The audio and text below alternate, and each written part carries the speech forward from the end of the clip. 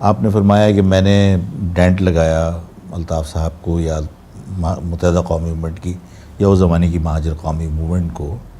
میں نے کسی کو نہ ڈینٹ لگایا اور نہ میں ڈینٹ لگا سکتا ہوں. میں نے اپنے نظریے پر قائم رہنے کا فیصلہ کیا اور میں اپنے نظریے پر قائم ہوں. فیصلہ آپ کو کرنا ہے. آلودہ پانی کا ایک قطرہ زندگی کے لیے شدید خطرہ.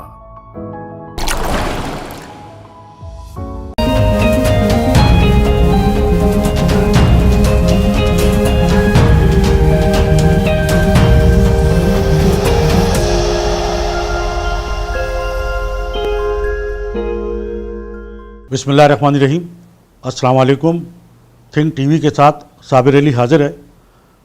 ناظرین، آج ہمارے ساتھ ایک ایسی شخصیت موجود ہے جس نے ایم کیو ایم کو اور خاص طور پر ایم کیو ایم کے قائد الطاف حسین کو سب سے پہلا اور سب سے بڑا ڈینٹ لگایا تھا.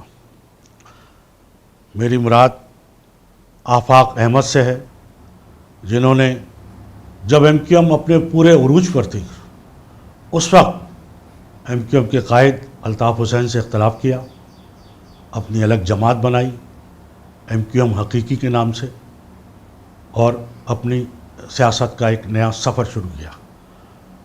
اس کے بعد 20-25 سال آفاق احمد سیاست میں تو رہے، لیکن سیاست میں کہیں بہت زیادہ سرگرم نظر نہیں آئے. لیکن آج 20-25 سالوں بعد ایسا لگتا ہے کہ آفاق احمد پھر سے ایک نئی توانائی کے ساتھ جو ہے وہ سیاسی میدان میں کود پڑے. ہمارے آج کے مہمان ہیں اور آج ہماری گفتگو آفاق احمد سے ان کے پورے سیاسی سفر کے حوالے سے ہوگی. آفاق بھائی السلام علیکم. وعلیکم السلام. بہت شکریہ آفاق احمد صاحب، آپ نے ہمیں وقت دیا. میرا پہلا سوال تو یہ ہوگا، جو اس وقت کرنٹ سچویشن آپ دیکھ رہے ہیں اور اس صورتحال کو دیکھتے ہوئے ہی آپ کچھ زیادہ متحرک انداز میں جو ہے وہ سیاسی میدان میں سامنے آئے، تو یہ کراچی کو جو ایک دم سے ایک بار پھر ایسا لگتا ہے کہ دیوار سے لگایا جا رہا ہے. آپ سمجھ رہے ہیں کہ یہ کراچی واقعتاً اب ایک بار پھر دیوار سے لگایا جا رہا ہے؟ صاحب تجزیہ کرنے کے اپنے اپنے انداز اور اپنے اپنے ڈھنگ ہوتے ہیں. آپ نے جس طرح میرا تعارف کروایا اور جس طرح آپ نے تجزیہ کیا تو اسے میں ایگری نہیں کرتا. آپ نے فرمایا کہ میں نے ڈینٹ لگایا الطاف صاحب کو یا متحدہ قومی موومنٹ کی یا اس زمانے کی مہاجر قومی موومنٹ کو. میں نے کسی کو نہ ڈینٹ لگایا اور نہ میں ڈینٹ لگا سکتا ہوں. میں نے اپنے نظریے پر قائم رہنے کا فیصلہ کیا اور میں اپنے نظریے پر قائم ہوں. 25 سال میں ظاہر نشیب و فراز آتے ہیں، لیکن کون سا ایسا لمحہ ہے کہ آفاق احمد جو ہے وہ غیر فعال ہوا ہو یا آفاق احمد نے مہاجر جدوجہد سے اپنے آپ کو کنارہ کش کیا ہو؟ کبھی بھی ایسا نہیں ہوا. اور جو آج حالات ہیں ان حالات کے اندر بھی میرا کوئی غیر معمولی کوئی کردار نہیں ہے. میں تو ہمیشہ جس طرح کام کرتا رہتا ہوں اور جو غلط کو غلط کہتا ہوں وہ آج بھی میں نے غلط کو غلط کہا، اور مہاجروں کے ساتھ ہونے والی زیادتی پر میں نے آج بھی اسی طرح آواز بلند کی جس طرح میں ماضی میں کرتا رہا ہوں.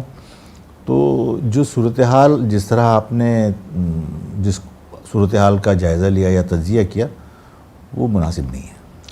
نہیں، آپ کی بات بالکل درست ہے کہ ہر ایک کا اپنا اپنا نقطہ نظر اور دیکھنے کا زاویہ ہوتا ہے.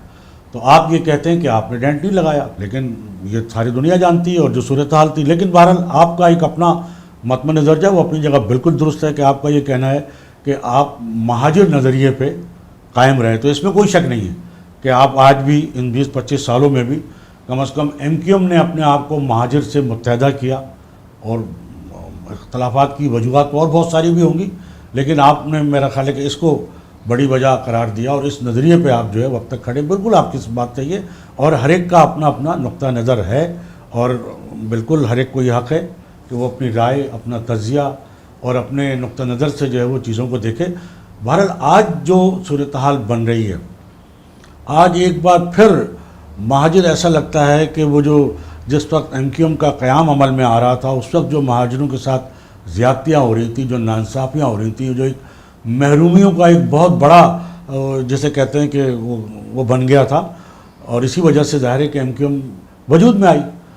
لیکن اس پورے اس میں کہ ایم کیو ایم وجود میں بھی آ گئی، ایم کیو ایم عروج میں بھی گئی، ایم کیو ایم اقتدار میں بھی رہی متعدد بار، اور بہت کچھ ایم کیو ایم نے حاصل بھی اس حوالے سے کیا اور بہت کچھ کھویا بھی، لیکن آج ایسا لگتا ہے کہ ایک بار پھر ہم وہیں کھڑے ہیں. تو اس کی کیا وجہ؟ شاید ہم بہتر حکمت عملی نہیں بنا سکے، اور جو قدرت نے مواقع دیے تھے اس کو ہم اپنی قوم کے لیے بہتر انداز میں استعمال نہیں کر سکے، جس کی وجہ سے مسائل جو کہ تو ہیں، اس میں دو رائے نہیں ہے. لیکن ایسا بھی نہیں ہے کہ مہاجر قوم پوائنٹ آف نو ریٹرن پہ چلی گئی ہے اور اب اس کی دوبارہ سے بہتری کی طرف نہیں جا سکتی. مہاجر قوم تو بہت باصلاحیت ہے، بہت پر اعتماد ہمیشہ رہی ہے، اور جن لوگوں کی اولادیں ہیں ہم، تو ان سے تو ہم نے یہی سیکھا کہ جب وہ لوگ یہاں آئے تھے، جو ہم ہسٹری پڑھتے ہیں، تو انہیں تو نہیں معلوم تھا کہ وہ کہاں جا رہے ہیں، انہیں تو یہ بھی نہیں پتہ تھا کہ وہاں کے لوگ کیسے ہیں، لیکن انہیں اپنے اوپر ضرور اعتماد تھا کہ وہ جہاں جائیں گے وہ ریگستان کو بھی گلستان بنا دیں گے، اور انہوں نے بنایا. تو آج جو بھی حالات ہیں ان حالات سے نبردآزمہ مہاجر ہیں، لیکن انشاءاللہ تعالیٰ اس مشکل سے بھی نکل جائیں گے. اچھا، کیا یہ جو ایک نئی صورتحال جو بھی پیدا ہو رہی ہے، ایک وفاق اور سندھ کے درمیان ایک عجب محاذ آرائی ہے، اور اس وفاقی اور سندھ حکومت کی محاذ آرائی میں کراچی حیدرآباد کے لوگ پس رہے ہیں. کراچی حیدرآباد کو نہ وفاقی حکومت کچھ دے پا رہی ہے، نہ سندھ حکومت کچھ دے پا رہی ہے. تو کیا کوئی کراچی کے لیے کوئی آپ سمجھ رہے ہیں کوئی ایسا کوئی بڑا کوئی پلان بن رہا ہے کراچی کو کوئی الگ کنٹرول کرنے کا، کہ جی وفاق کنٹرول کرے کسی آئین کی شک کے تحت؟ کوئی پلان ایسا بن رہا ہے کراچی کے حوالے سے؟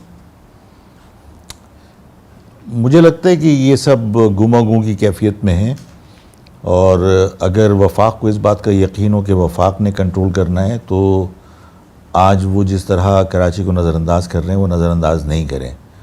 اگر سندھ کو اس بات کا یقین ہو کہ فیوچر میں بھی کراچی ان کے صوبے کا حصہ رہے گا اور وہ سندھ کا حصہ ہے، تو پھر ظاہر ہے کہ صوبائی گورنمنٹ بھی اسے نظر انداز نہ کرے. لیکن مجھے لگتا ہے کہ دونوں غیر یقینی کیفیت سے دو چار ہیں، اور اس کا نقصان بالکل کراچی کو ہو رہا ہے. اچھا، یہ جو ایک نئی ابھی بے چینی پیدا ہو رہی ہے کراچی کے شہریوں میں، تاجروں میں، عام لوگوں میں، یہ جو سپریم کورٹ کے فیصلے جس طرح ہو رہے ہیں، آپ دیکھ لیں کہ یہ کہا جاتا ہے کہ جی چیف جسٹس آف پاکستان صاحب کا جو تعلق ہے وہ کراچی سے، وہ شاید کراچی کے حق میں کوئی بہتر فیصلے کر رہے ہیں، لیکن ان کے فیصلوں کے نتیجے میں کراچی کے لوگ تو رل گئے ہیں، اور ان میں بڑی بے چینی، غم و غصہ، اضطراب پایا جاتا. آپ نے دیکھا کہ 20 25 30 سال پہلے جو بنی ہوئی بلڈنگیں تھیں ان کو یعنی یک جنبش قلم جو ہے کس طرح مسمار کیا جا رہا ہے، ملبے کا ڈھیر ہو رہا ہے کراچی. یہ کیسے دیکھتے ہیں آپ؟ دیکھیے، جو کچھ میں نے تھوڑا بہت پڑھا اس میں تو یہ ہے کہ بغیر سنے ہوئے کسی کو آپ اس کے خلاف فیصلہ نہیں دے سکتے. اگر کسی کے خلاف کوئی چارج شیٹ ہے تو آپ کو اس کو سننا ضروری ہے. بغیر سنے ایبسنشیا میں آپ فیصلہ دے دیں جبکہ آپ نے ان کو نوٹس بھی نہ کیا ہو، تو ایسی روایت کبھی رہی نہیں ہے.